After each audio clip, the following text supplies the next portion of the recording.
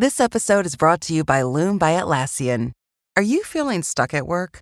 Get your team unstuck with Loom video messaging and move work forward. Use Loom to simultaneously record both your screen and yourself to share a quick update, provide feedback, train a colleague, and everything in between. Plus, add Loom AI to your meetings for instant written notes and recordings. Try Loom today at Loom.com. That's LOOM.com. You are seeing a U.S. government run by a new breed of guys called the American oligarchs. You've got billionaires in this regime on a scale that's never been seen before, from Secretary Bessent at the Treasury to Lutnick at the Commerce Department and so on. And what they are trying to do, essentially, is to hollow out a large part of the domestic government machinery in order basically to get a very large number of government contracts. I'm Jason Pack, and this is Disorder, a podcast where we don't just wallow in the disorder and chaos, but seek to find the underlying logic hidden underneath the madness. One possible, not-so-hidden logic for the constant Trump administration reversals on tariffs, on slashing federal budgets, on cozying up to dictators, on repudiating dictators, on taking on tariffs, putting off tariffs. Essentially, the analysis of all this might be, is it's open corruption. I personally believe that corruption is an increasingly major part of the story, albeit not the whole story. But it is a part which I think is not getting sufficient attention in the mainstream media. I was very heartened to hear a recent episode of the Ezra Klein podcast where the tariffs were understood as a way that if you cozied up to Trump and you gave political favors, you could get carve-outs from those tariffs. So there are opportunities, just like subsidies, for corruption. So I would like to zoom out and do what mega-ordering superfan listener Tara has asked us in our previous Q&A episode, having a Follow the Money episode. In a way, we did that with George Monbiot last month, where we delved into how neoliberalism has hollowed out government and allowed for the commodification of different domains to be exploited by capturing market niches. But this week, we're going to pivot to discussing how brazen corruption appears to be at the very core of government. And rather than outsourcing corruption, Trump 2.0 has insourced it. Now to take us on this whirlwind tour of the institutions and laws that are supposed to regulate and police corruption, provide checks and balances, it is my great pleasure to be joined today by Frank Vogl. He's been a fully paid-up member of the Mega Orderers Club for many years. In fact, since I was still in diapers. He was a British journalist at the Times of London. He then spent nearly a decade as a senior official at the World Bank, after which he joined a handful of friends in establishing Transparency International in 1993, and then co-founding the Partnership for Transparency Fund in 1998. These two global organizations are at the forefront in the fight by civil society against corruption. Today, Frank lives in Washington, D.C., and is an adjunct professor at Georgetown University and the author of two really excellent books on global corruption, The Enablers and Waging War on Corruption. Welcome to Disorder, Frank. Thank you so much. It's so good to be with you. Let's jump right into it. How has corruption been playing out at the essence of Trump land? It seems to me that crypto is at the core of the Trump project, and that crypto is at the core of the corruption. Could you explain to us how are Trump supporters making a killing on crypto since January 20? Well, some of the cronies, associates of Trump, who are very close to him, they have made a great deal of money on crypto. Many of his followers have lost a fortune on crypto, thanks to Trump. 3 days before the inauguration in January, Donald Trump launched a meme crypto token. It soared in value for a very short period of time, whereupon a whole bunch of insiders, cronies, cashed in, and then it plummeted. Crypto is one very important part of the Trump family fortunes because Eric Trump and the younger son, Barron, are both directly involved in a business with Steve Witkoff, the Middle East envoy for Donald Trump. They've got their own crypto business going. Then you've got Don Trump Jr., who's associated with a whole bunch of people who were very big campaign contributors to the Trump election. They've got their own crypto business going. You have the Secretary of Commerce, Mr. Lutnick, who before he became Secretary of Commerce ran a financial company on Wall Street that was a major player in a crypto token called Tether, a stable token. So you've got a lot of crypto people in and around the Trump family and Trump. But step back for a moment and look at the bigger picture, because here we see something that's going on that actually we've never seen in my lifetime. I came to Washington as a journalist because there was a great story called Watergate.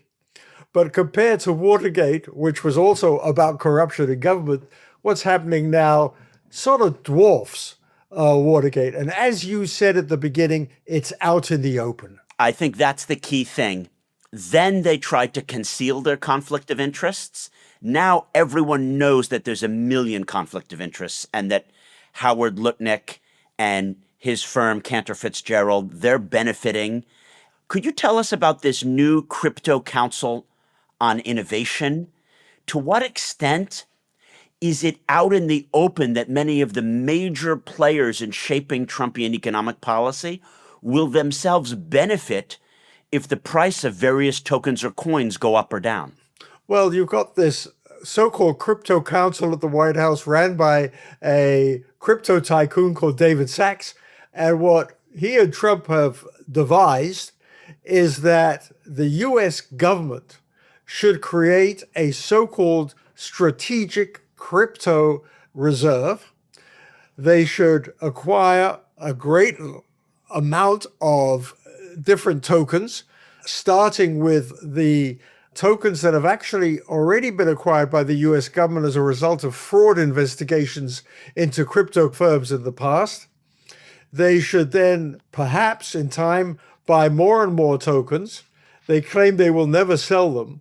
And of course, when you have a limited supply of any asset, and crypto tokens are meant to have a very strictly limited supply, if you take out of the supply a significant amount, you're going to push up the price. And the people who are going to benefit, of course, are those who are the largest holders of crypto. And those include, of course, David Sachs and Coinbase, an exchange that together with others put $150 million into the Trump election campaign last year. But it's just one of many scams. You are seeing a U.S. government run by a new breed of guys called the American oligarchs, run by Elon Musk. You've got billionaires in this regime on a scale that's never been seen before, from Secretary Bessent at the Treasury to Lutnick at the Commerce Department and so on. And what they are trying to do, essentially, as a group, is to hollow out a large part of the domestic government machinery, including dismantling the whole machinery of anti-corruption and anti-fraud, in order basically to get a very large number of government contracts. And I'll give you just one example.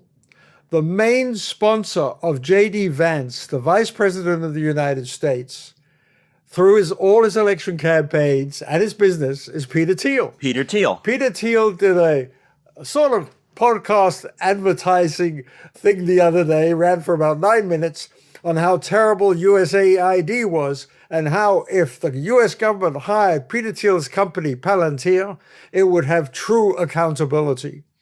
I mean, it's out in the open.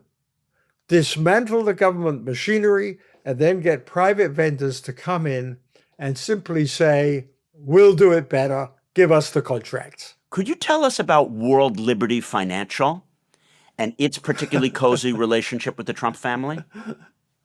Well, if you go to the website of World Liberty Financial, you will see a big picture of Donald Trump, who's telling people to get involved. Its business model is really unknown, actually. It's a rather shady organization because we really don't know what it does. But Steve Witkoff and Eric Trump have been promoting it. They had an interesting session promoting crypto generally and their company in particular in Dubai a couple of months ago, alongside another character who you may remember called Paul Manafort. Manafort, who had been jailed and then pardoned by Donald Trump, and who had been one of the biggest middlemen, enablers for the Russians and for the Yanukovych regime in Ukraine, has somehow reappeared and was on the platform with Witkoff and Eric Trump. But conservatives used to be in favor of free markets. They believed that free markets, as Adam Smith said in his Wealth of Nations exactly 250 years ago, free markets are markets that are fair and open and transparent. So he was against fraud. He was against tariffs. What we're seeing today is the exact reverse. I think there are many interesting strands to draw out here, Frank. I'm going to park the question of us not having a Republican Party for please now, do. but I'm going to now cast a slight distinction between yourself and our guest George Monbiot, who we had on a few weeks ago. You and I more agree that Adam Smith believed in common goods. The government needs to create bridges, railroads, which weren't invented in Smith's day, but it falls under the common good. And he understood that only the government can provide defense articles and things like this. But even more importantly than that, the government polices the fairness of a market. These neo-libertarians, the Liz Trussites who claim that government shouldn't do anything, they don't understand what capitalism is, because capitalism requires a government to make sure that markets are fair and that Facebook and Google and Amazon don't have a complete monopoly that you can't dominate. So that is going on. There is a neo-libertarian anti-capitalist wing of the Trump movement, but most critically is this Orbanist wing. I want to trace it all the way back to Berlusconi and how Berlusconi understood the combination of media power and corporate quasi-fascistic power and foreshadowed what then Orban and now Trump are doing. And what I want to get at in the rest of this episode, to really draw out the way that you and I see things quite similarly, but dissimilarly from George Monbiot, isn't America supposed to have institutions that would prevent against exactly this kind of populist tyrant coming in and trying to do this? Because Hamilton warned about this, and the Federalist Papers deal with exactly this kind of threat, albeit in a less sophisticated economic age. So I want to talk about what is going on in the institutions of government. Could you tell us about the Office of Government Ethics? Sounds like exactly the kind of place that should be preventing if office holders have an interest in the very crypto that they're trying to regulate or increase demand for. Well, it used to be an important office. It basically is now run by Trump sycophants. We have no idea whether anybody in the top echelon of the Trump White House is complying in any way with government ethics rules, or for that matter, conflict of interest rules. But more importantly than that, the key bulwarks against this sort of open corruption or any form of corruption is an independent judiciary, the rule of law. We are seeing that under enormous attack in the United States today. Second of all, you need an independent free media. And this is directly being attacked by Donald Trump right now. In parallel, you need a strong voice of civil society. And across the world, civil society is more under attack than at any time that I can ever remember.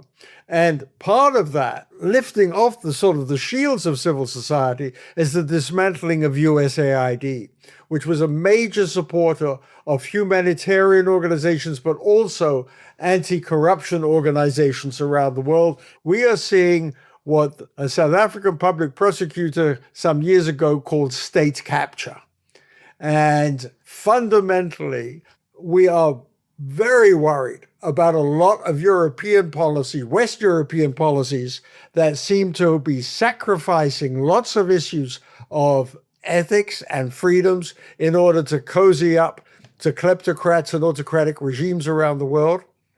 But in the United States, there is still a great hope, and I say it's a hope, that we can get the judiciary to do the right thing, that the media will fight back, and that civil society will remain and be strong.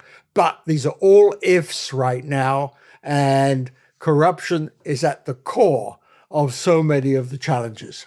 Is there not in the U.S. government a body that can say, I'm sorry, you cannot be appointed to regulate X because you have investments in Y?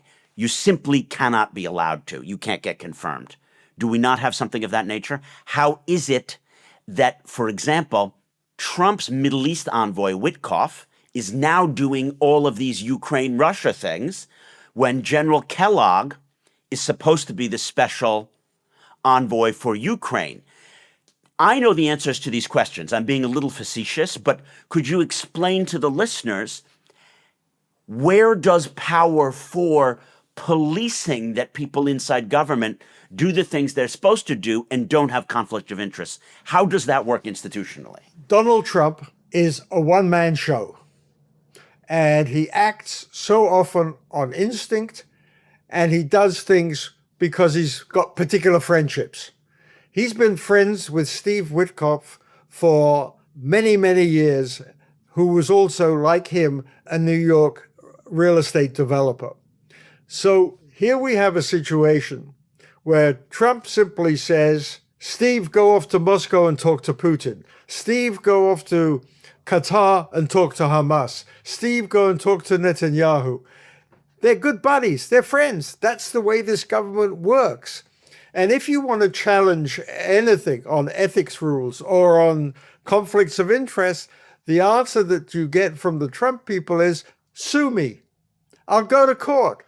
And so as a result, we have got more lawsuits going right now against this administration than anybody can count.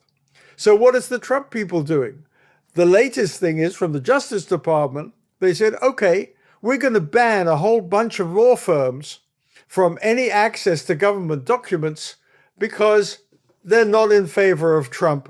So a judge had to rule that was, of course, illegal. But this is the nonsense that is happening right now. And all of it is a veneer around a very, very corrupt system. And we dare not lose sight in the nitty-gritty, in the small print, as it were, of the fundamental effort to take over all the institutions of government and put all of the strings of power in the hands of one man. And that, I think, is a great worry, because the US used to be the strongest bulwark against authoritarianism in the world. Used to be. One of the first acts after the inauguration was the firing of 17 independent inspectors general at various government agencies. This was a sweeping action to remove oversight of the new administration that many say have violated federal oversight laws. And this happened before the witch hunt against USAID began. It was a opening salvo that it could begin. Could you explain to us, how is that possible? How can you just fire the independent inspectors general? How is there not pushback? How can they not just say, well, we're canceling, the ability for you to do this? Under the law, inspectors general are confirmed by the United States Senate. They cannot be fired at will by the President of the United States. The President has to demonstrate real cause for trying to fire them, and they are given 30 days notice. That's the law. What happened? Trump fired them immediately and basically said, if you don't like it, sue me. And of course, a number of those fired inspector generals have taken the administration to court, and it'll take time to get through the courts. But why did they leave their offices? Because one of the things that happens in third world countries that the U.S. is more frequently coming to resemble is when the central bank governor is quote unquote deposed, he simply doesn't leave. In my book, Libya and the Global Enduring Disorder, I put forth the theory of the semi-sovereign institutions, and that this is one of the things that makes Libya so different than Saudi or Kuwait or Qatar. Libya is a place where there is semi-sovereignty. If you are, for example, the central bank governor, but also the head of other institutions like the Audit Bureau, and the prime minister says you're fired, you can say, tough luck. You can't fire me. This is a purely semi-sovereign body, and I'm just sitting in my office. Don't they have the ability at something like the independent inspectors general to say, I don't care, you're the president, but I'm the inspector general. I'm just going to go to work and sit at my desk. For all I know, they even are sitting at the desk. The point is they have no power. And if you look at the way Trump and Musk have been operating, just take USAID. Those offices not only have been closed down, the names of the offices have been removed from their front doors. The websites have been taken down. At USAID, the remaining staff have been told to burn all the files. All of this is illegal. Why are they doing it? I guess what I don't get here is if it goes against congressional rules, and obviously impoundment is not constitutional, can't USAID just continue printing checks and doing its programs? Why do they even bother firing the staff? Why don't they just say, this is my middle finger, sir. We understand how Congress works. We're going to continue to spend our allocated funds and run our institution. Because all of the funds were frozen, USAID cannot unfreeze them unless they get a court order. And they have a court order. And this is a fascinating point, but it's just one of these small things. There are contractors who have done work for USAID who sued the government and said, we haven't been paid yet. We've already done the work. And in total, they're owed about $2 billion. They went to see a judge. A judge said to the US government, White House, you have to pay these guys. And so far, they haven't been paid. And the question is, can the judges enforce their rulings? And Vice President Vance has said, well, if we don't like the rulings, let's not enforce. So we have got a very fundamental challenge here to the Constitution, and we will see how it plays out. This is the critical point that we've talked about on many previous podcast episodes. The issue around impoundment really focalizes who is in control of government.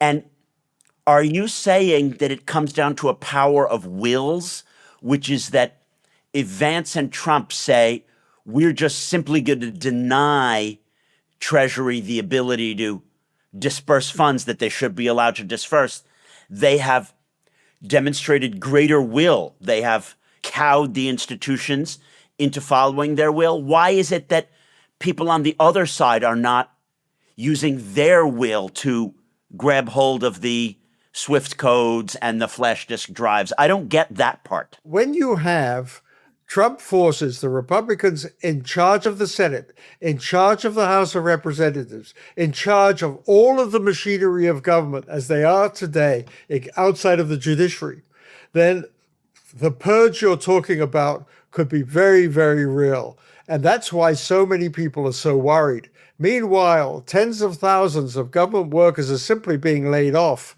Agencies are being closed. And Elon Musk's little team has taken over an enormous amount of highly confidential information from the tax authorities, the Social Security Administration, and the Treasury Department. We don't know what he wants to do with it, but these are the levers under which payments would be made. And if you don't control all of that information, then the government grinds to a halt. But why have those institutions allowed that to happen? Because if the person who's 29 years old, wearing his sunglasses, claiming to be Elon's buddy at the Doge, comes in and says, here's my flash drive, I want access to your computer systems.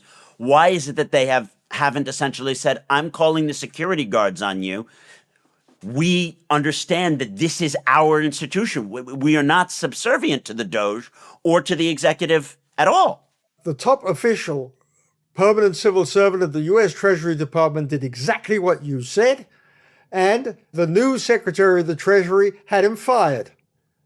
So in a system where all of the government departments are run by Trump nominees and Trump-designated officials, they can overrule the permanent bureaucrats. And we've seen in many departments of the government how top officials, career experts, people who've been there for a long, long time and know all the rules and regulations, have been summarily fired or, to put it politely, forced to resign.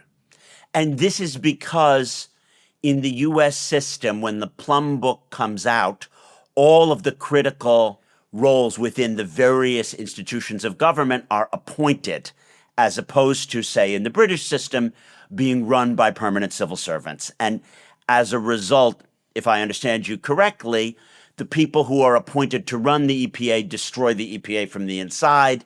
The people who are appointed, as it were, to run the Treasury then fire the people who enforce the Treasury's own rules. And it's right across the board right now. The brand new Secretary of Education has just fired half of the staff of the Department of Education and is in the process of closing down that department if she can get away with it. And I keep on saying if they can get away with it, because at the moment, only the judiciary stands between this total takeover by the Trump team and a democracy. But Congress could have.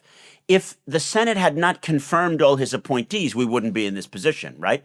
They deliberately allowed people like Kash Patel and Tulsi Gabbard, who are completely inappropriate for their positions, to be confirmed. To go against Donald Trump, and we're talking about fear. Many of the Republicans who face election next year know that if they go against Trump today, the whole force of Elon Musk's money and his ex-Twitter feed will be coming down against them.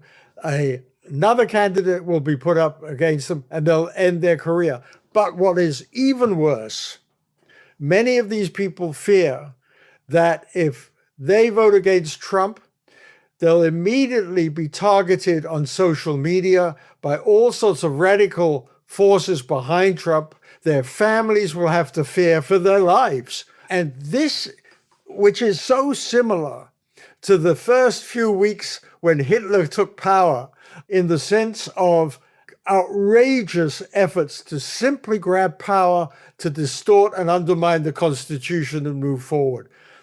I think the Hitler parallel is still a bit premature, but if we continue to go in the direction that is currently being seen, then you will find more and more of this kind of talk.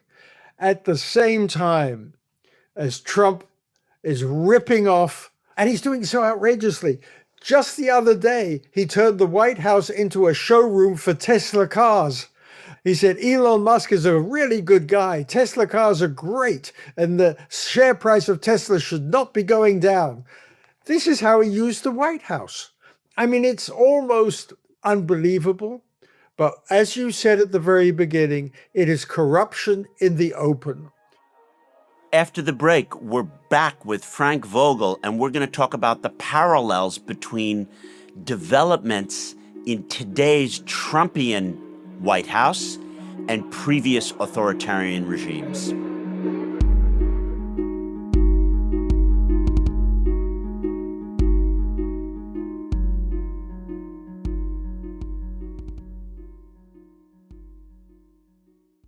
Mega orderers. I'm guessing that you would enjoy to read the books of disorder guests like George Monbiot, Harvey Whitehouse, Julia Ebner, Brian Klaas, or Anne Applebaum. But who has the time to read all these books? You know what you should do? You should check out the New Books Network. It is the world's largest podcast network, which is book-focused, with over 150 podcasting channels covering an incredibly diverse range of topics. There's literally anything you can think of.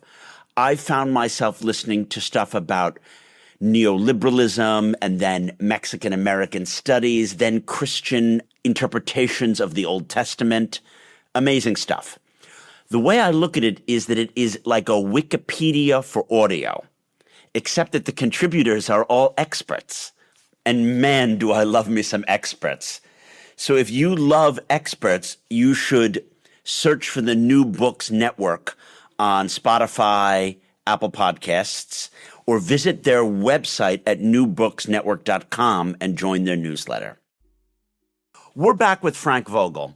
There was a moment after the Iron Curtain fell when democracy appeared to be spreading. You had a whole range of Warsaw Pact countries becoming and consolidating their democracies. Since about 2003, and certainly since the Arab Spring, we've seen a lot of quasi-democracies become more and more authoritarian. So if America is becoming less democratic, that's in line with global norms, this 20, 30-year movement away from democracy and towards authoritarianism. So what I want to ask you is, as part of this trend, what are the developments we're seeing in the U.S. which are a part of our historic era of global enduring disorder? And the ways in which these are going about are simply occasioned by changes in culture, changes in media, and we've already seen things like this happen in Russia and Saudi, so it's not surprising that they're now coming to New York and London. I'm very hesitant to draw too many parallels because I think many countries are very different in culture and history and tradition, and we've got to be very careful about that. Having said that, across the world, we find in more and more democracies that more and more citizens, according to surveys, show that they have lost trust in government, that they see government as corrupt. And by that, they really mean that the government is serving itself or its associates in government, its cronies, and not the vast population of the citizens. If you took the United States just as one example, in 1990, the bottom half of all households in the United States had approximately half of the wealth of the top 0.1%. Today in the United States, that bottom half of all households, 60 million households, has 1/5 of the wealth of the top 0.1%. As the wealth gap has expanded, as more and more people in the United States are, to use the American phrase, living paycheck to paycheck, their credit card default rates are rising, their savings are decreasing, they are looking at government and saying, government's not serving us. But the irony is that that means the economy isn't serving them. It's not actually government. Well, they equate it, and for them, that leads them to an anti-incumbent view when it comes to elections.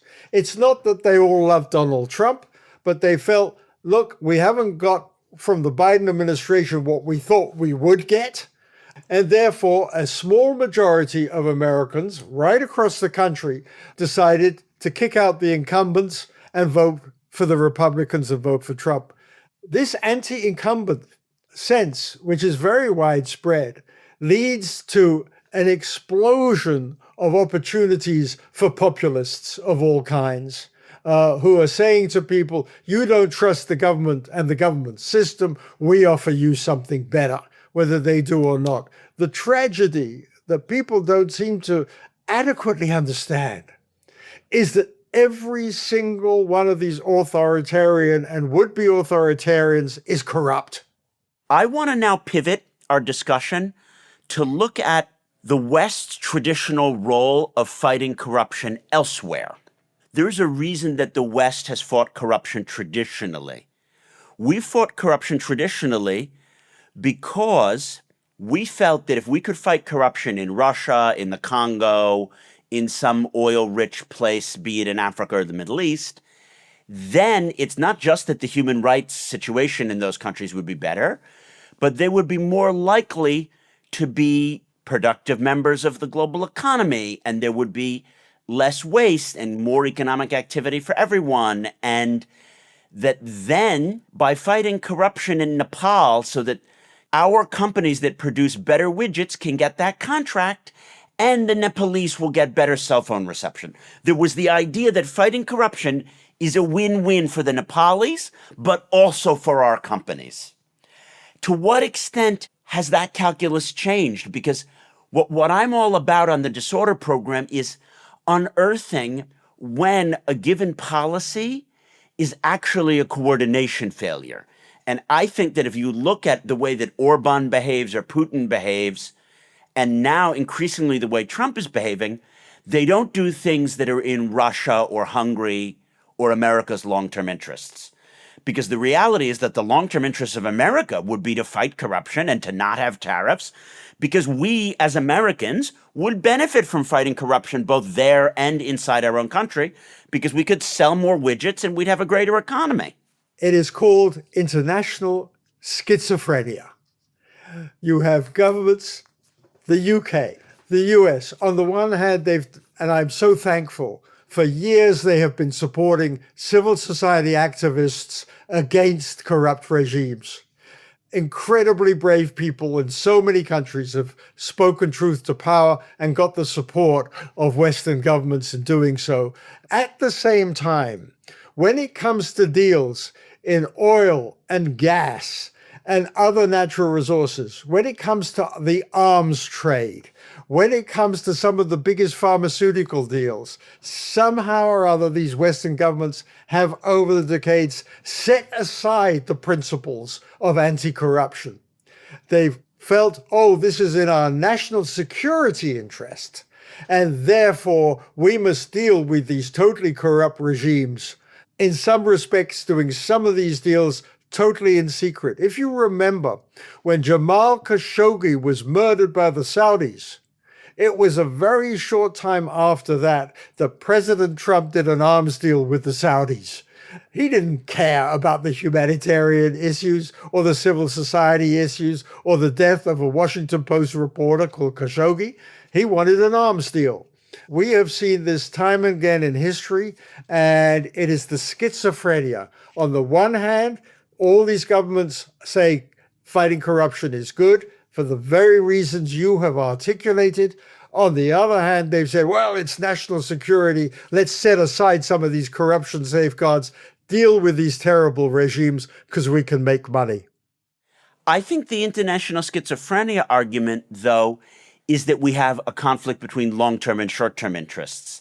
That implies that there is a short-term interest in getting the arms deal done, but a long-term interest in fighting corruption. I'm making a slightly different argument, which is that actually it is in our interest to fight the corruption overall. It isn't really in our short-term interest to do the arms deal or get this quote-unquote mineral deal in the Congo. That's an illusion. It might be in a specific investor's interest or a specific donor's interest, but it's not really in the American national interest. Oh, you're so right. And in fact, Jason, you should come and join Transparency International. You've articulated the argument perfectly. The trouble is, governments are not listening. When Russians tried to assassinate a couple of Russians in the UK, Theresa May stood up and she said, we will sanction the Russians. We will not tolerate this in the United Kingdom. And on the very same day, Gazprom, the huge Russian natural gas company, was raising money in the city of London. The point I want to make is that the power of the City of London to influence public policy, the power of the banks to influence public policy when it comes to issues of integrity, money laundering, and so on, is absolutely extraordinary.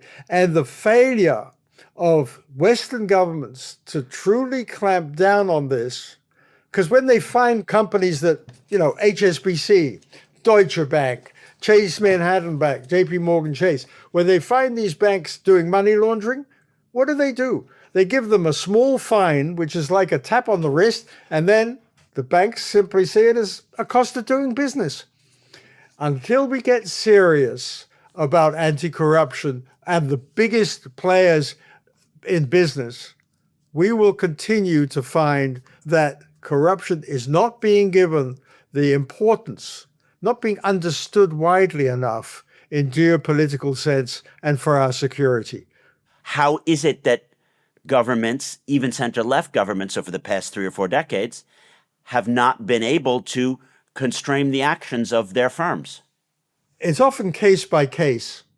If you remember Tony Blair, when he was prime minister, he stopped an investigation into arms sales by the British to Saudi Arabia, claiming that the corruption that was involved, if they fully investigated, this could mean a loss of jobs in the United Kingdom's arms industry, as well as perhaps endangering intelligence connections between the UK and the Saudis. That was just one excuse. But the fundamental issue is, I think the public consistently is badly informed about the enormous influence that major enterprises have on governments, whether they're left-leaning governments or anything else. The access that these business leaders have to government and the way in which they network to use that access, their clubs, their associations, the money that they put into campaigns, all the measures that they take, the actions they take to become very well networked. And that network works to influence government and to reduce what these business people consider excessive regulation, excessive enforcement. And unfortunately, the public is often in the dark about how those networks work, and there is not enough public concern to say, this system is rotten and it will endanger our livelihoods, our well-being, and of course, at the international level, add to our insecurity. Well, Frank, you've really thrown down the gauntlet. I am obviously quite sympathetic. I do think that the public needs to wake up. And one of the ways that they will wake up is by transparency. So I would like you to order the disorder with me and talk through 3 or 4 ways that, given this crisis that we're in, there can be marginal solutions to help create a semblance of order. The first question I want to throw out here comes from your nephew, our mutual friend, James. He said, if America has withdrawn from, funding foreign aid programs and anti-corruption groups, and the Doge is just gutting every kind of attempt to crack down on corruption, who's going to step up? Is there an opportunity for Britain or the EU or maybe private individuals to really create an anti-corruption and pro-civil society body? The sad truth is that just as the US is abandoning support for independent journalism in many, many countries around the world and for civil society action against corruption, so the British government is cutting its aid budget because it wants to put more money into defense. The French government is cutting its aid budget because it says it's got to put more money into defense. So there are very few alternatives. What we need to do in the anti-corruption world is we need to have more direct appeal to the public. We need to get individuals to become members of organizations, donate funds. We need to rely on the public to support our organizations, not government entities, not rich foundations. That's a really big challenge. Greenpeace does it in its area. Oxfam has done it for years in its way. We in the transparency and accountability movements have not been very good at that. We need to do that. We need public support to be able to do that. We have a terrific organization in the UK, Transparency International UK. Boy, do they need donations. So let me make a plug there. But much more broadly, we need to find ways to campaign very, very hard in the Western democracies, in Europe, for enforcement of existing laws. The UK has a really good anti-corruption law on the books. It needs to be enforced. We have seen similar laws in most of Western Europe. They are not being adequately enforced. And this is a very, very serious problem. We need the media to hold the feet to the fire of attorneys general, of law enforcement authorities. And at the same time, we need the public to understand you need transparency and accountability. Transparency alone is not enough, because if you said at the beginning of this program, we have got open corruption in the United States, we can see it happening. So we have the transparency, but we don't have the accountability. And for that, you need a strong, independent judiciary. You need a really strong civil society with people of courage, particularly in very difficult countries in Central and Eastern Europe and in developing countries, to speak truth to power. From your mouth to God's ears. But I'm a little worried for people who do dedicate their life to this field. My next Ordering the Disorder question is, should you and I be personally worried? Here we are, we're calling for transparency. You live in America, I'm an American, I go back, my bank accounts are mostly in America. Do we need to genuinely be worried, as do others who are saying, Elon Musk and these crypto billionaires and who and this and that and whatever are benefiting? Should we worry that the Doge or other entities are going to come for us? I believe that these people currently running the US government are fortunately so incompetent. I don't believe they have a master plan at all. I'm less worried about myself, but I am worried that the machinery of government in many key areas, both on foreign policy and on domestic policy, will be destroyed in ways that will be very, very hard to rebuild, and that this will have long-term effects on trust in government more generally. Of course, you're touching on some core certitudes here. It's easier to destroy than it is to rebuild, and neo-populists are deliberate disorderers. He doesn't have a vision for a streamlined U.S. government. He just is like, let's throw enough shit in the zone, as Bannon has said, and our enemies won't be able to keep track of what's going on. I think you did dodge my question, though. I'm getting my British citizenship. I bought a house here because I believe that we genuinely do need to be worried, and that many people have not spoken up, and that the resistance is far more cowed than it should be, given the loss of freedom, because they understand the extent of the thugocracy that they're going up against. We're dealing with a guy who has threatened to kill Mark Milley, even though he's a decorated general who's trying to defend the Constitution. We're dealing with a guy who said, call out the National Guard to put down the Black Lives Matter protesters. So I want you to play this out with me. Is there not a situation after the midterms when things have gotten so bad that we are seeing the institutions of the US government or of Twitter and other kind of ancillary bodies used to intimidate American citizens from speaking out against the regime? Yes, but I think the situation is worse than you have just portrayed it. There are millions of people in the United States today whose legal status may be somewhat questionable, who are absolutely terrified right now that they will be picked up without any due process, put on a plane and sent to Venezuela or Guatemala or something like that.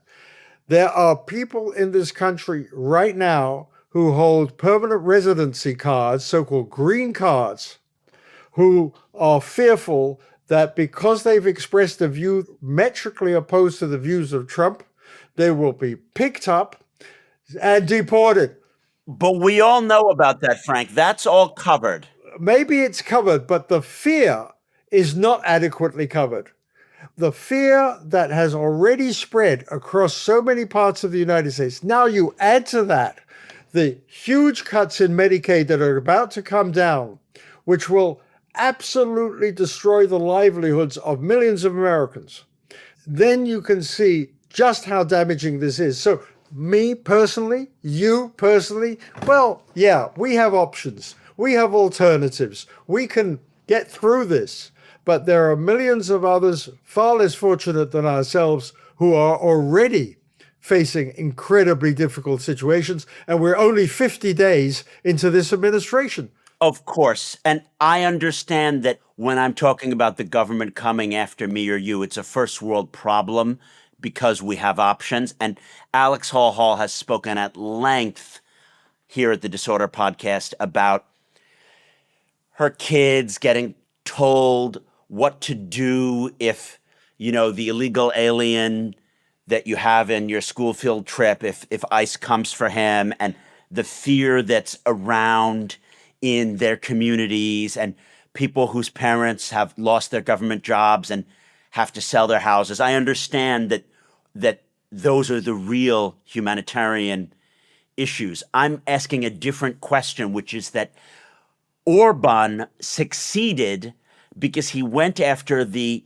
Budapest and mostly Pest-based intelligentsia who are upper middle class and are university educated, and they're not going to lose their Hungarian citizenship, but they understood, maybe we're not going to be able to send our son to Central European University anymore, and maybe my daughter's grant that she gets from the Open Society Foundation will be revoked, and she'll have to go study in France instead. Yes, those are first world problems, but the opposition to Orban was cowed by having the intelligentsia discouraged from uniting and discouraged from pursuing this path. And I don't think that we've spoken enough about the extent to which the rising generation of civil society activists and of pundits may feel, I'm not going to get advertising on my podcast, because the reality is advertisers no longer want to advertise on very oppositional political content.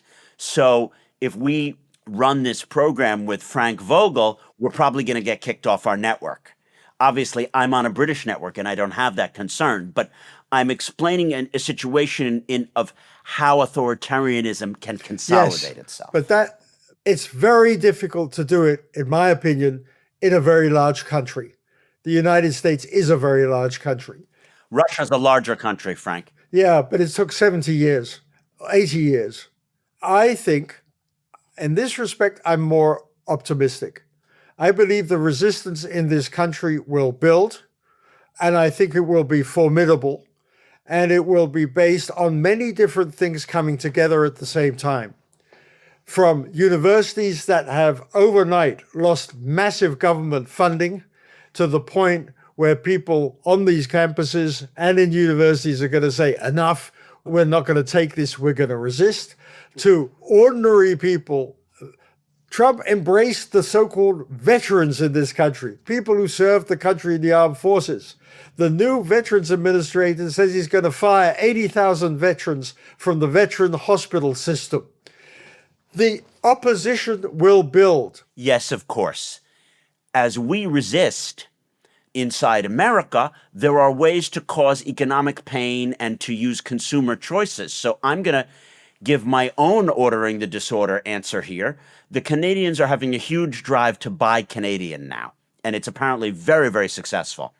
I wonder if there can be a drive among center-left and centrist and liberals to buy non-Trump associated brands.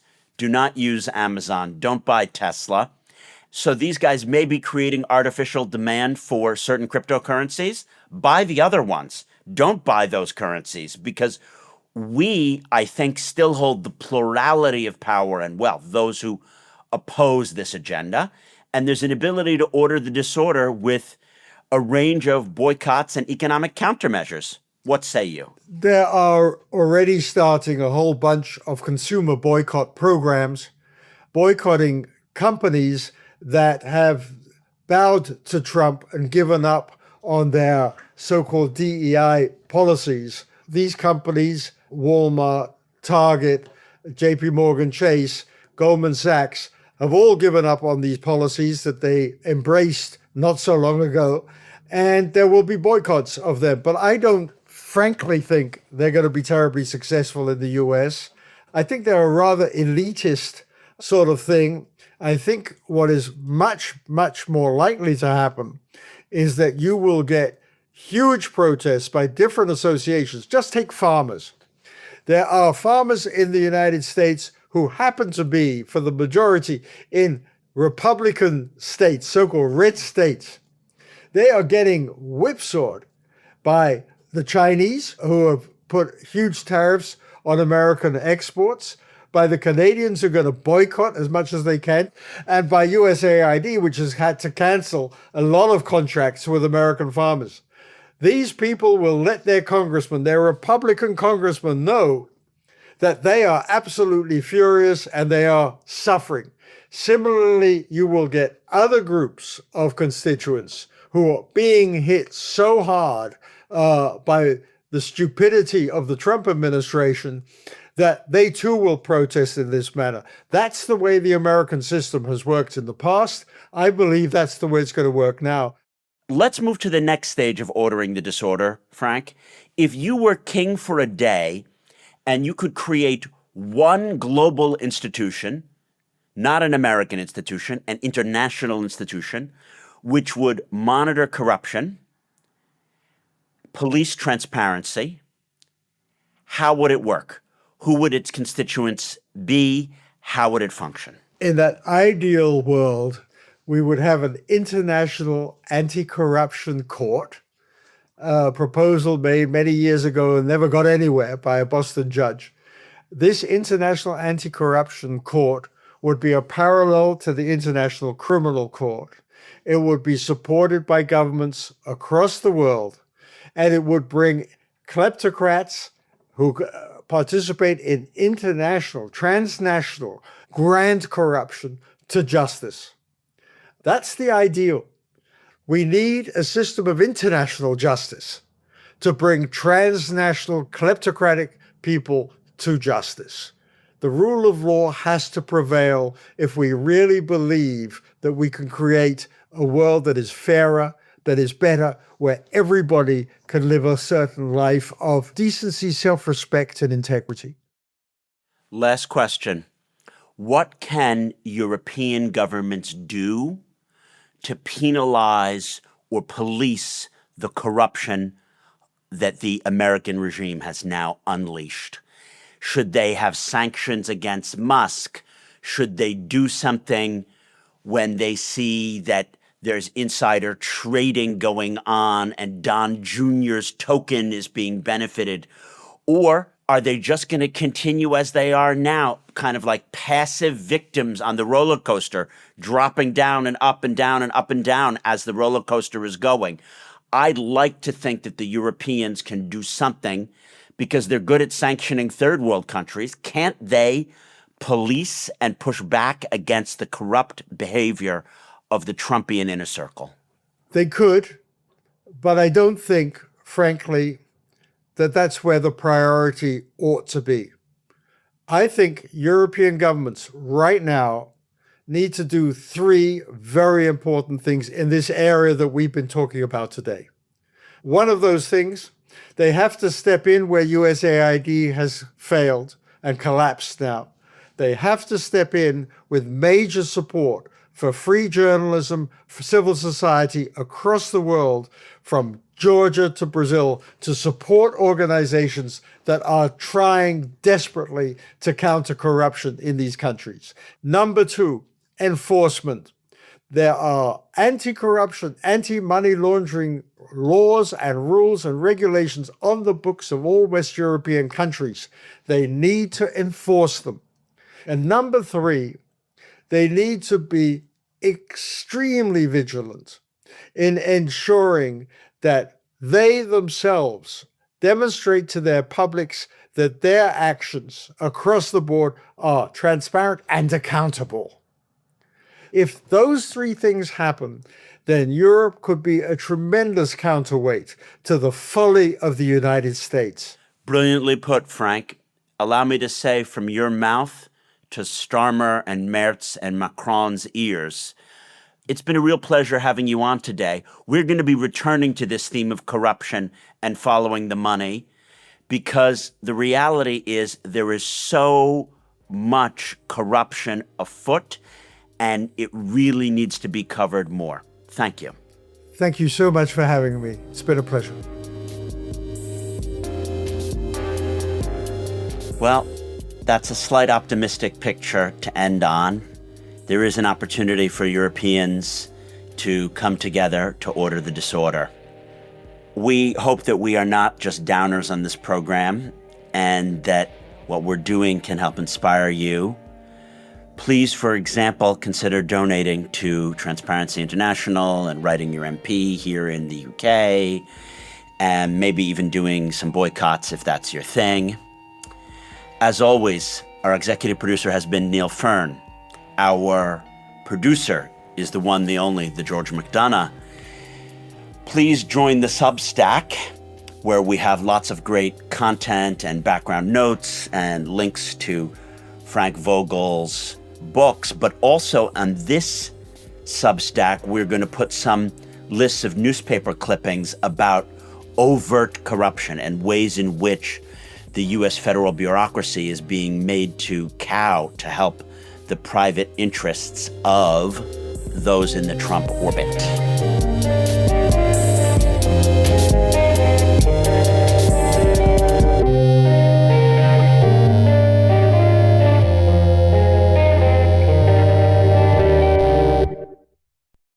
Mega orderers, I need many podcasts these days, not just to hear the rapid-fire news, but to break down how could all this be happening to us.